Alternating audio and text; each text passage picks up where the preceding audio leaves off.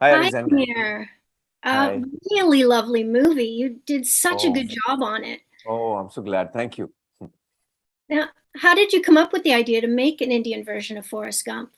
Well, I didn't actually. I was talking to a friend of mine, Atul Kulkarni, who's an actor. We've done a few films together.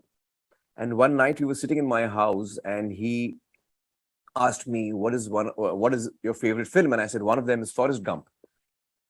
And then 2 weeks later, he calls me up and says, I've written an Indian adaptation of Forrest Gump. I was like, oh, I didn't expect that. And Atul is not a writer. He's never written a script before.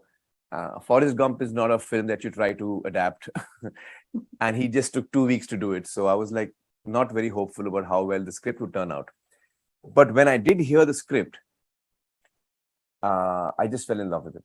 I just loved the way he had adapted it. I loved the ease with which he had kind of taken this very American film and suddenly made me feel that that it's Indian. Uh, so also the way he adapted the characters and when he needed to change things to make it more real or more accurate for an Indian cultural context, he did that. So I just fell in love with it, and then I was so drawn to it that I had to do it. It is a really lovely adaptation, and there are quite a few differences from the American version. Mhm. Which changes did you like the most that reflect an Indian way of life? Oh well, hmm. Oh, I don't know which one to say in particular. I think on the whole, it is every aspect of it as of now when you watch the film is Indian, almost everything. So it's transformed into an Indian experience. I think if you watch Lal, so I can't. Almost everything is there's a so in a sense it hasn't changed because the heart of it is the same, the soul is the same, and a number of the events in the screenplay are the same. But as you said, it's we've tried to kind of bring in the color of our culture and our emotional key and our things that are relevant to us. And it's a little difficult to pick out what made the change. It's almost kind of all of there, yeah, all over the place.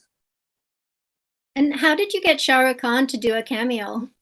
Well, Shah Rukh is a friend, and I told him that I needed someone who can represent what Elvis represented in America. I need the biggest iconic star of India, which is why I'm coming to you. And he was really sweet, and he said yes. So yeah. Now, I heard you injured your ribs while shooting an action sequence for this film. Do you often do your own stunts? Well, I do. I like to do my own stunts as much as possible and as much as I can. Uh, and injuries do happen every now and then, but nothing major. Yeah. How difficult was all the running in the film? Are you a runner or did you have to train beforehand? No, I'm a very lazy person, but I did have a lot of running to do in this film. Yeah, so I got to run a lot, and I think I ran across the whole country. I mean, there's no place in India that I haven't run in now. Wow. What was your favorite scene to film? Well, I can't tell you which one because then it would become a spoiler. But I think you know which one I'm talking about.